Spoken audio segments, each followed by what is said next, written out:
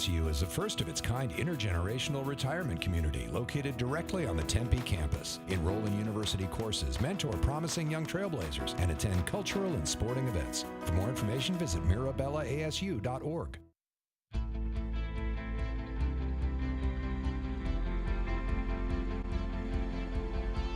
Coming up next on Arizona Horizon, we'll hear from Arizona PBS's general manager on the Senate's vote to pull funding from public media. Also tonight, a look at how the global supply chain is an economic indicator.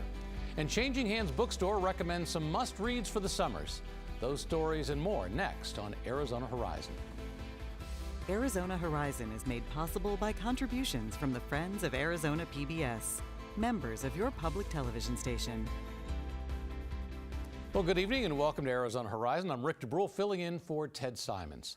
The House is expected to approve President Donald Trump's request to claw back about $9 billion in funding for public broadcasting and foreign aid. That after the Senate approved the funding cuts on a 51-48 vote last night. Final approval is scheduled for this evening. The Corporation for Public Broadcasting, which helps fund PBS and NPR, would lose about $1.1 billion. Republicans are targeting institutions and programs that they view as bloated or out of step with their agenda.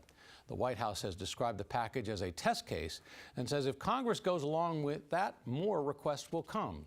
The House's approval would mark the first time in decades that a president has successfully submitted such a request to Congress. We'll have more on the impact of those CPB cuts coming up shortly.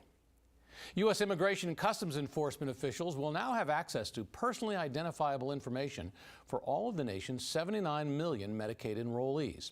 That's according to a document obtained by the Associated Press.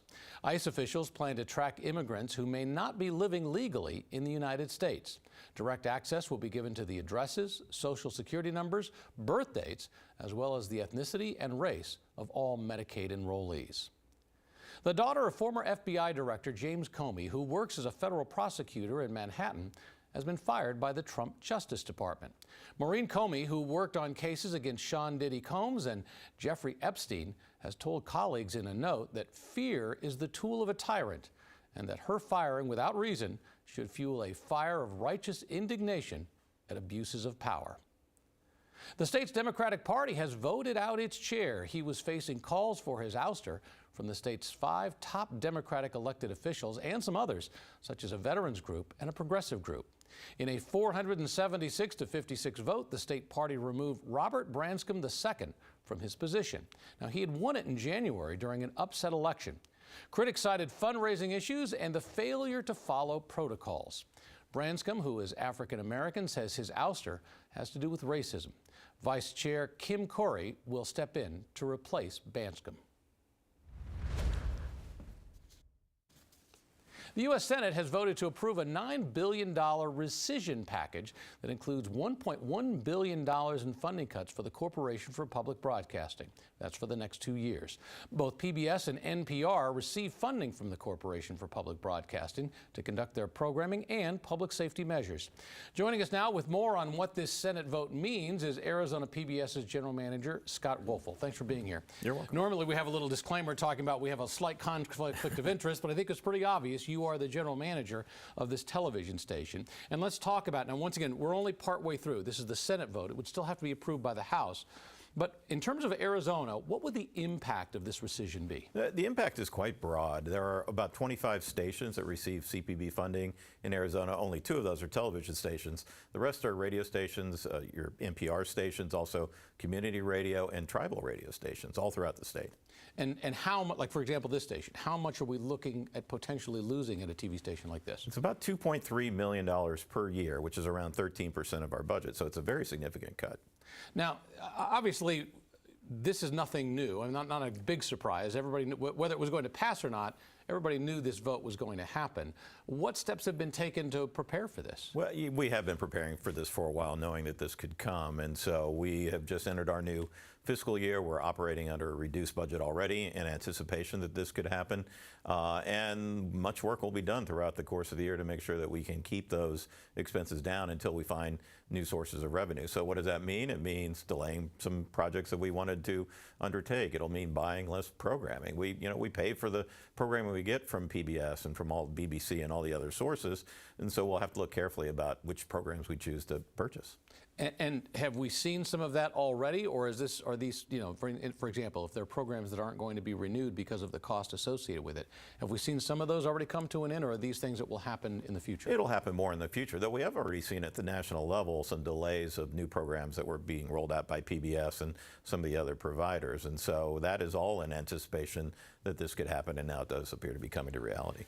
You mentioned the fact that there were a number of stations, both radio and television, around the country, around the state, that are being affected by this. Do you have any information about how it's going to affect those smaller stations in particular? The smaller stations are going to be hit much harder. As I said, it's about 13% of our budget. Smaller stations, it could be 40, 50, even 60% of the budget. And those are, by definition, in small communities, so they don't have a large membership base like we have that they can go back to and ask for more support. So I'm afraid to say we're probably going to see a lot of those just go by the wayside. This is funding for something called the Corporation for Public Broadcasting, and I'm sure people hear that all the time, but they probably don't understand, its history, why it exists, and what it is. Can you give some background and explain what is the Corporation for Public Broadcasting? Sure. Regular viewers see it at the start of almost every program on PBS, but it was set up in 1967 in the Public Broadcasting Act as a way to fund public media, public broadcasting by Congress. And it was set up as a private corporation specifically to take it out of politics. Obviously, it's been very much sucked back into politics lately. It was also, what was unique was it was set up as an advance appropriation. So the funding we would get would be 2 years in advance of what was being approved in the current budget. So the money that stands to be rescinded is actually money that was approved in the last Congress and that we were due to be paid this year, and then next year that's the money that will disappear. Which is why we're referring to it as a rescission, taking that money back. Right. Over time, that money has been reduced, though, coming from Congress, correct? We've seen it go up and down. We always make a request for a certain amount of money, and usually the full request isn't granted. But you've seen, if you look over the 56 years, is actually how many years it's been funded, it's risen significantly over that time. And so this is the first time it's ever been not only have a major drop in funding, but completely gone in this case. And we should mention, while this is a significant, part of this $9 billion rescission, there's also some other very important things that have been funded in the past that would come to an end. Can you speak more to that? Yeah, I mean, more than $8 billion of the $9 billion is foreign aid for things like USAID and other programs overseas, which has been a method for the U.S. to exert soft power around the world and provide aid in countries that need it, medical aid, food aid, and things like that, and that's all also part of things being cut. So it's not just what's going on with public broadcasting, it's that as well. That's correct. I guess the bigger question becomes, how or should public television stations change what they're doing in light of what's going on at a national level? Well, we're not going to have any choice. We're going to have to find new sources of funding, and it goes beyond just the programming I mentioned before. A good 20% of our staff is working around the state on education outreach efforts, working with families and teachers and children to take the place of other programs that just don't exist in Arizona. And so those are things that have been federally funded in a lot of cases, and some local funds as well, state funds. But we're going to have to find other funding to continue to do that sort of work. As we talked about at the beginning of this is just the Senate vote. Yep. There is still the House vote. Is there any expectation that the House would do something different than what the Senate has done in terms of making this rescission? There's a possibility. I mean, last time when this came through the House the first time, it was passed by a margin of only one vote. So it's possible that we could find other people to come to the other side to vote no and retain the funding. But I would say probably not likely given the tenor in Washington right now. The hopeful news, looking forward to give some level of hope to our viewers, this was for the advance funding, as I said. The funding for the current fiscal year will start, the battle for that will start in the fall for the October 1st budget, which never is passed by October 1st. We will try again at that point to get this funding put into the new budget, and so that we're currently funded instead of advance funded. So We don't know if our efforts will pay off, but we're certainly going to try. Battles will continue on They a will regular continue. basis regarding this. And I guess going back to, talking about the impact here, realistically, I mean, you're still going to have programming on the air. Yeah. So then what changes? What would people at home see differently? I think on the air you're going to see fewer episodes per season. You'll see more reruns. You'll see a longer time between seasons. A popular show like All Creatures Great and Small, instead of coming out once a year, maybe it'll be every year and a half or every 2 years. So those are the sort of things you'll see over time, not immediately, but over time. But there's so many other things that you're not going to see. The public safety infrastructure that we maintain across the state is funded in large part by CPB. We have to find ways to keep that going, and so we can protect the state from things like the wildfires that are happening right now. All right. Thanks again for being here, Scott Woelfel, who is the general manager of KAET and the parent company of Arizona Horizon. Thanks for being here. Thank you. Next time on Death in Paradise. He is at his desk, but he's indisposed. A suspect in a Caribbean murder case is dead in London, This was murder staged to look like suicide. but the team can't figure out how it was done. None of them fired that gun. And when Humphrey looks up Martha, What are you doing here? he can't hide his broken heart. This is what you chose. I really very much hope you'd have chosen me.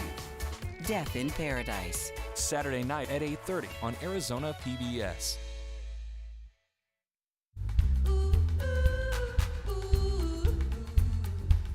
Follow your joy.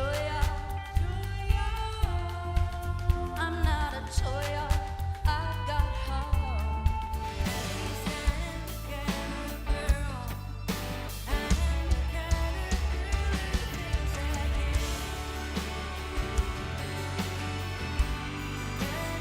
Saturday at 11:30 on Arizona PBS. There was once a time when Americans didn't really know much about or even care about the global supply chain. Then the pandemic hit, and people realized that the supply chain has a huge impact on not just what we can buy, but how much it will cost. Now, there is something called the Logistics Managers Index that takes a look at the global supply chain every month to analyze changes based on a series of different metrics. With potential tariffs in the works, the supply chain could be an indicator of how they're going to impact our pocketbook. Tell us more about how the global supply chain is doing. We welcome back Dale Rogers, a professor at ASU's W.P. Carey School of Business. And we're talking about the June edition of this index. And before we talk too much about what it's saying, what metrics do you use? How do you look at the global supply chain and figure that out? So, the economic indicator most economists look at is GDP, gross domestic product. And that's kind of like accounting at the end of the month, into the quarter, into the year. It's a lagging indicator. It tells you what already happened. What we want to do is look ahead a few months, 2 or 3 months really is the sort of visibility we have. Because if you look at, we have 8 logistics components: inventory, related transportation, and warehousing. And if you can, because before something goes into GDP, it goes on a truck, it goes on a boat, it goes in a warehouse, it's part of somebody's inventories. So we can sort of see ahead of time what's going to happen in a couple of months. And how do you get those numbers? How do you look into those warehouses and find that out? It's sort of crowdsourcing. We talk to a lot of logistics managers in the United States, so director level and above. And honestly, it's been surprising to me, and I'm the one that started. I do it with 4 younger faculty from around the country, the main author being the younger Dr. Rogers, who's an ASU alum and grew up at my house, who's at Colorado State now. And it's been remarkably accurate. So the Federal Reserve uses it, and how all the long big have you banks. been doing this index? September of 2016 was our first one. So when we went through the pandemic, did you see all the troubles coming? You could see.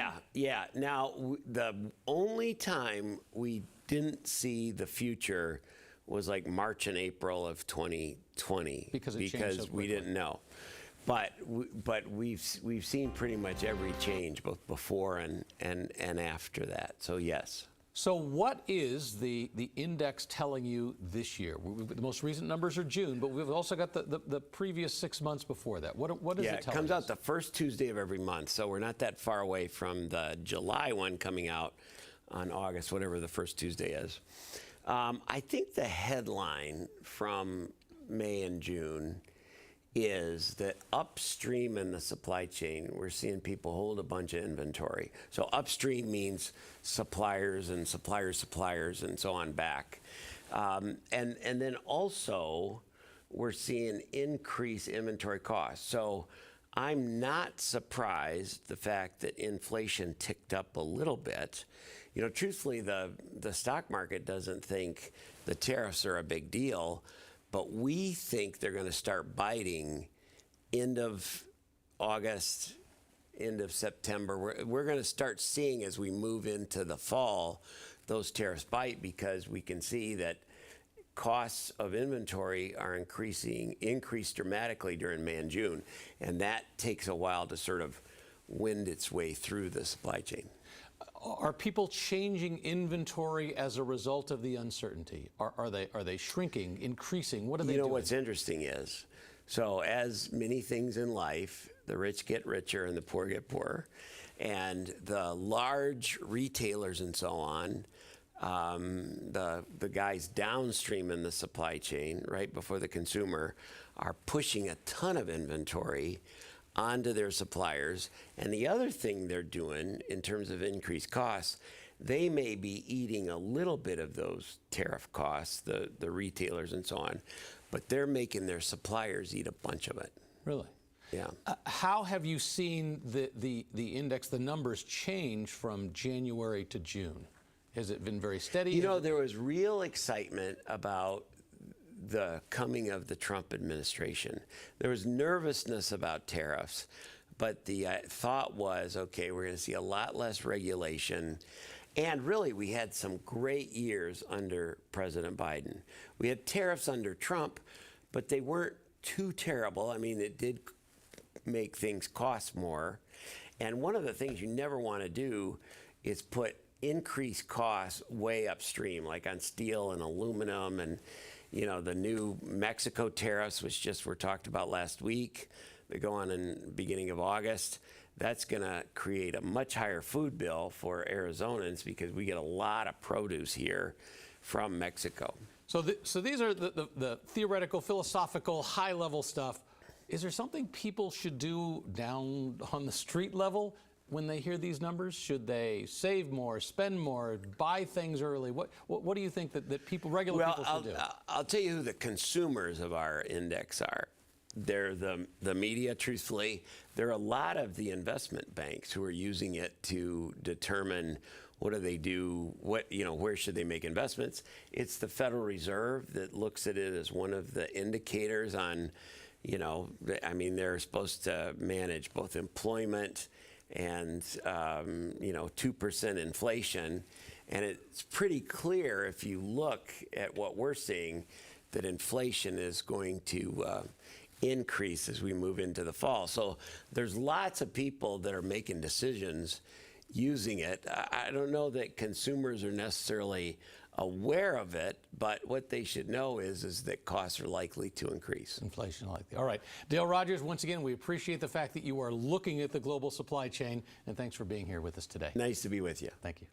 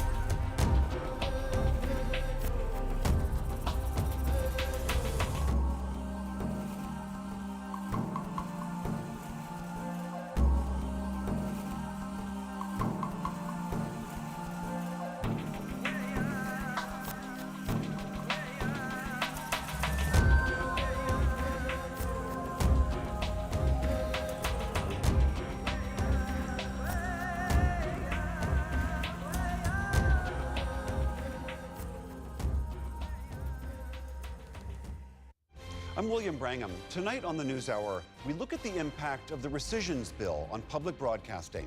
Coming up at 6 on Arizona PBS.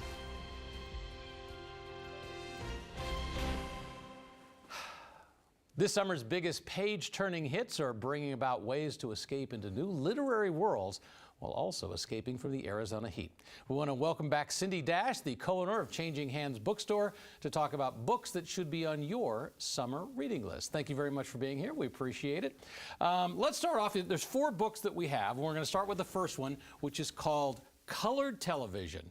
All right, explain what this book is about, because it's really not about what we traditionally think of as colored television. It's not. It's definitely a play on words. I had to bring something new in paperback. That one just came out in paperback this week. It's been out for a while. I love this book.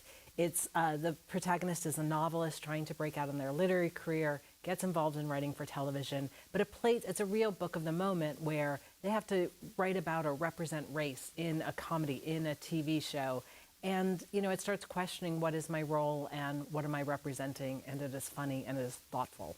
I was going to say, you know, because I found a quote from the LA Times saying, a laugh out loud cultural comedy. And this time of the year, it's nice to have something, you know, some nice summer reading that, I mean, you know, we want some you know, some meaning, but we also want a little bit of lightness to get us through the summer. We really do, and I think it's so important to be able to laugh out loud while we're also thinking about cultural moments. And is it somebody who's written before, or is this a newcomer? Yeah, she's written before and happens to be married to Percival Everett, who wrote James, the big book of last year. All right, so once again, it's called Colored Television. It's a fun book, and it'll be a nice, enjoyable summer read. Airplane book or a beach book? Both. Okay, sounds good. Next up, we have a book called The Bewitching by Sylvia Moreno Garcia, and it's about 3 women in different areas encountering danger and witchcraft. It's a multi-generational book. It is. Explain more about this. And also, so, you know, horror, strangely enough, has become very trendy. Now, this is not the horror that I grew up with, where it's, you know, bloody and there's knives. Horror today is a lot more supernatural and a lot more sort of a twist of a thought. So there's a lot more folklore, there's spirit. It's the 1800s, the 1930s, and present day, and just how we manage the spirits that might be working against us. So it's a page turner. It keeps you gripped. It keeps you inside the air conditioning, because you need to read every page of this book. So let's go back to the concept of what we think of as traditional horror, blood and gore. And your point is that if you're the kind of person that avoids blood and gore because of, you know, that genre, you can read this. You can absolutely read it. Horror is it's totally different today, and it's a little bit more psychological and a little bit more spirit than that there's somebody outside your window. And when they talk about being multi-generational, what are they talking about with this book? It's multi-generational. It's also, it takes place in Mexico, Massachusetts, and a current place as well. Don't want to give that away just yet. And there's feminism all throughout. So of course, different meanings at different time periods. So that's where there's sort of this femininity to it in the spirits of the book. All right, so we're looking forward to that one. The next book that's coming up is really, you know, these last 2 books, you know, one is a horror genre, the other is a book about, you know, some kind of a fun summer book. The third book is probably the deepest book of the 3 that we're going to talk about. It's called Hope Dies Last. The author is a gentleman by the name of Alan Weisman, who's also the author of a book called The World Without Us. He's an environmental journalist. And it's interesting because in this particular book, he's really looking at the state of the world from an environmental perspective. Let's talk about the meaning of this book, and is this one of those books that's going to depress us? So that's why I brought this book. I love this book. I love this author. I actually believe he has been on this show as well. What he has done in this book, because The World Without Us is what happens to the climate if people were to disappear. Amazing book, came out over a decade ago. This book, he goes out and investigates people who are actually doing actions that are reducing the climate change. So I actually found this book to be about so much hope, because you actually see people doing things that are having a good reaction to what is going on. Yeah, interesting. The title kind of makes it seem like hope dies, but once again, as you were saying, it's really a case of hope dies last. The fact that there are these people out there working and that they haven't given up and that there should be hope from an environmental perspective, and hoping that, and looking at what they're talking about is not just things like climate change. It's also about how warfare is impacting the environment. There's a long variety of things that we're talking about within this book. So once again, the book is called Hope Dies Last. The author is Alan Weissman, an environmental journalist, and I remember The World Without Us. It was a really interesting take. All right, now I have to tell you, at the beginning of this, I said to you, this is my favorite book. It's called So Far Gone by Jess Walter. Now, I haven't read it. I've only read the synopsis for it. I'm a big fan of an author by the name of Carl Hiaasen. And Carl Hiaasen is one of those people who writes great mysteries that have all these quirky characters. And when I was reading about this book, it sounded just like a Carl Hiaasen book. Describe what this book is about. It's very similar. I have read almost everything Jess Walters has written, and he picks these semi-hard topics and quirky people and does make you laugh out loud. So he's an environmental journalist, gets into a fight with his son-in-law, punches him in the face. The main character of this book. The main character. This does not in this book. This happens right away. You know, over political disagreements, let's just say that. And he goes off to live off the grid. And then his grandchildren show up on his porch. And it becomes this kind of comedy, you know, where do you help people who you disagree with? How do you live off the grid and be a family person? It is quirky, it is funny. Every character is more ridiculous than the other, and yet they're all centered in this humanity. There's a mystery at the center of this, a missing person who's gone missing in this book. And then there's a bit of action as well, correct? There's lots of action. There is, I don't think I give it away when I say there's a shootout at some point, which is both horrible and funny at the same time, and I don't know if I've ever said that before about a book. So for people like me who've never read Jess Walter, if I like this book, what else should I read of his? What other types of books does he have out there? You know, one of his first books was The Financial Lives of Poets. And as you can just imagine, very funny book, and that was definitely one of my favorites. He's won awards for a lot of his books. He's also a bookseller favorite. He is so kind to booksellers. He loves independent bookstores. Which is the main reason he would like Changing Hands, absolutely. And you would like him as well. Absolutely. Well, once again, thank you for being here today, and thank you for bringing 4 books. I don't know that I'll get through all 4 of them through the course of the summer. We haven't got a lot of summer left, but I'm definitely, this Jess Walter book, So Far Gone, is absolutely up my alley. I really appreciate your time. Thanks for being here today. Thank you. Well, that will do it for this edition of Arizona Horizon. Ted Simons should be back tomorrow. I am Rick DeBrule. Look forward to seeing you somewhere else later this week.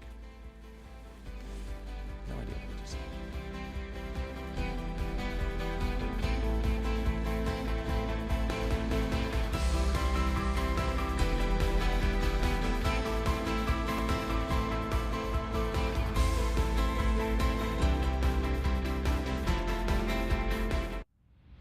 Coming up tonight at 7. And at 7:30.